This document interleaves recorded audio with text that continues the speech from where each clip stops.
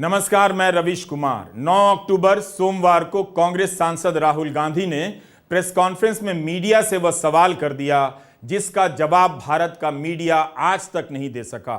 न संपादकों ने दिया, न मालिकों ने।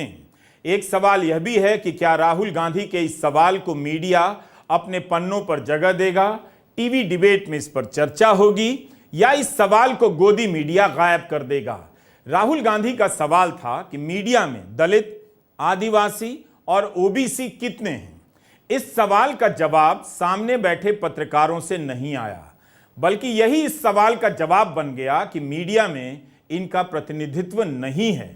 पिछले 10 वर्षों में मीडिया में अपर कास्ट के वर्चस्व को लेकर कई प्रकार के सर्वे आए और सवाल उठे, मगर मीडिया ने कभी इसका उत्तर नहीं दिया। जहां तक मुझे याद है, पहली बार किसी राजनीतिक दल के किसी महत्वपूर्ण नेता ने मीडिया से यह सवाल किया है। राहुल गांधी ने इस सवाल पर गोदी मीडिया को चुप करा दिया, जो तरह तरह से बीजेपी के सवालों को लेकर राहुल गांधी को घेर रहा था। राहुल गांधी ने दिखा दिया कि उनका सवाल केवल बीजेपी से नहीं है, मीडिया से भी है। जो कास्ट सेंसस से क्लियर हो जाएगा, इस देश में कितनी आबादी किसकी है, ओबीसी की कितनी है, दलितों की कितनी है, आदिवासियों की कितनी है, बाकी लोगों की कितनी है, पहला सवाल। दूसरा सवाल, देश का जो धन है, देश के जो एसेट्स हैं, क्या वो इन लोगों के हाथ में भी हैं या नहीं। देश के एसेट्स में ओबीसी की कितनी हिस्सेदारी है, दलितों की कितनी हिस्सेदारी है, आदिवासियों की कितनी हिस्सेदारी है। देश के इंस्टीट्यूशंस में आदिवासी कितने, ओबीसी कितने, दलित कितने। मैं आपसे पूछ लेता हूं, इस कमरे में दलित कितने हैं। देखिए, यह मजा देखिए, इस कमरे में ओबीसी कितने हैं, हाथ उठा के दिखा दीजिए, देखिए मजा। नहीं, वो आप कैमरामैन है भैया, आपकी बात नहीं कर रहा हूं, मैं इनकी बात कर रहा हूं। तो आपने देखा कि राहुल गांधी के पूछने पर प्रेस कॉन्फ्रेंस में सन्नाटा पसर गया। उनकी प्रतिक्रिया से लगा कि एक ही हाथ ऊपर उठा, मगर राहुल गांधी ने साफ कर दिया कि आप कैमरामैन हैं, मैं सामने बैठे संवाददाताओं से पूछ रहा हूं कि उनमें ओबीसी, दलित और आदिवासी कितने हैं। उनकी तरफ से कोई जवाब नहीं आया। अगस्त 2019 में न्यूज लॉन्ड्री ने एक सर्वे कराया था। इसके अनुसार न्यूज रूम में 121 पदों पर एक भी दलित और आदिवासी नहीं था। इनपुट एडिटर, आउटपुट एडिटर से लेकर ब्यूरो चीफ, एग्जीक्यूटिव एडिटर से लेकर मैनेजिंग एडिटर और मैनेजिंग एडिटर से लेकर ग्रुप एडिटर में से एक भी दलित और आदिवासी नहीं मिला। 100 से ज्यादा पदों पर अपर कास्ट पत्रकार ही मिले। सर्वे में यह भी निकल कर आया कि 4 में से 3 एंकर अपर कास्ट के हैं, कोई दलित और आदिवासी नहीं है, ओबीसी भी नहीं है। 12 पत्रिकाओं के कवर पेज पर 972 आर्टिकल छपे, केवल 10 आर्टिकल जाति से संबंधित हैं, कवर आर्टिकल। अंग्रेजी अखबारों में जितने भी आर्टिकल छपते हैं उनमें 5% भी दलित या आदिवासी पत्रकारों या लेखकों के नहीं होते हैं। गोदी मीडिया जाति की गणना के खिलाफ है। राहुल गांधी ने गोदी मीडिया से ही पूछ लिया, आपके भीतर प्रतिनिधित्व का क्या हिसाब है और अनुपात इतना खराब क्यों है। जैसे मैंने अभी आपसे पूछा, इस कमरे में ओबीसी कितने हैं, सब लोग इधर उधर देख रहे थे, एक भी हाथ नहीं दिखा मुझे। एक है, हाँ भैया, मेन ये है, ये मेन है। यहां पे ना एक आदिवासी है, ना एक दलित है, ना एक ओबीसी है, तो सवाल उठता है। अब मैं ये नहीं कह रहा हूं सवाल पूछना जरूरी है, मैं सिर्फ सवाल पूछ रहा हूं।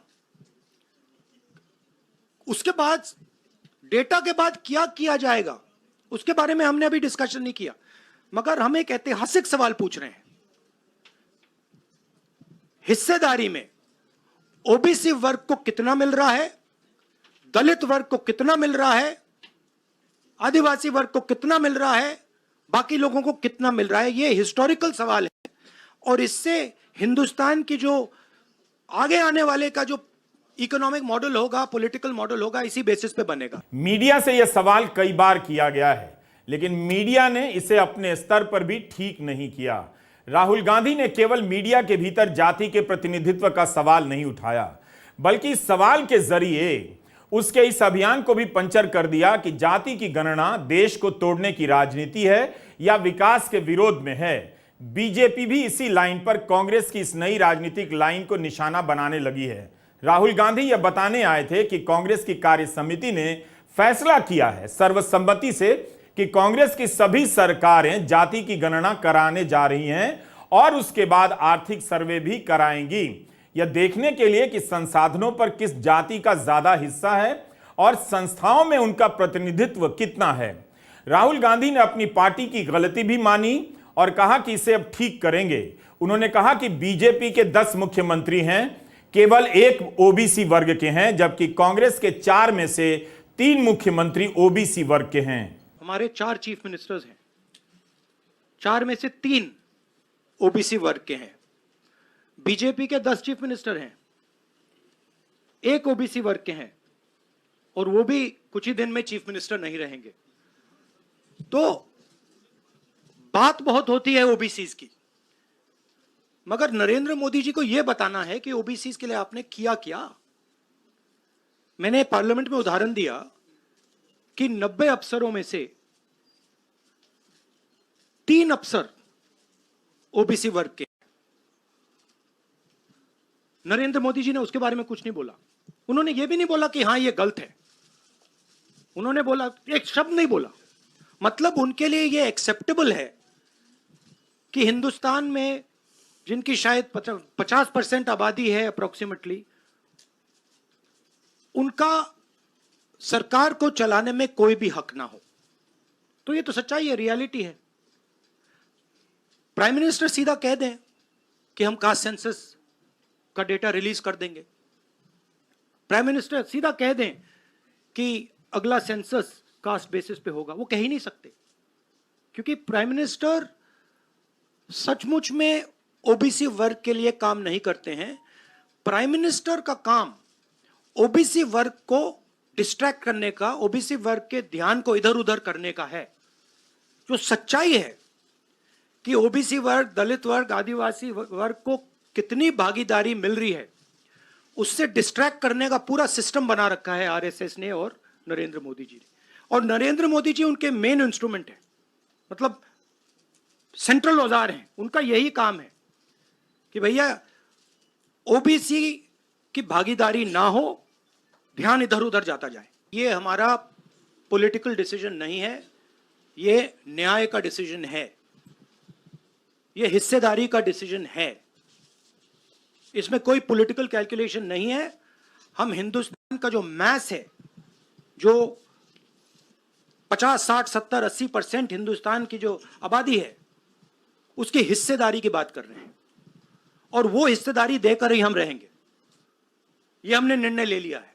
आप देख लेना, जैसे मैंने कोविड के बारे में बोला था, चाइना के बारे में बोला था, अब मैं बोल रहा हूं, कास्ट सेंसस होगा और हिंदुस्तान के गरीबों की जो हिस्सेदारी बनती है वो उनको मिलेगी, और वो काम कांग्रेस करके दिखाएगी।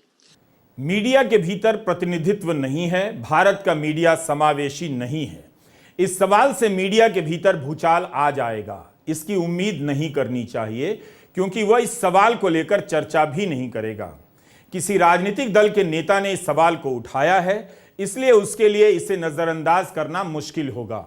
राहुल गांधी अपने राजनीतिक कार्यक्रमों को लेकर पहले से कहीं ज्यादा मजबूत और मुखर होते जा रहे हैं, कई मामलों में साहसिक भी। उन सवालों को उठा रहे हैं जिन्हें उठाने से बचा जाता रहा है और किनारे लगा दिया जाता है। गोदी मीडिया के किस मालिक की तरफ से इस सवाल का जवाब आएगा, इंतजार कीजिए कल तक। नमस्कार, मैं रवीश कुमार।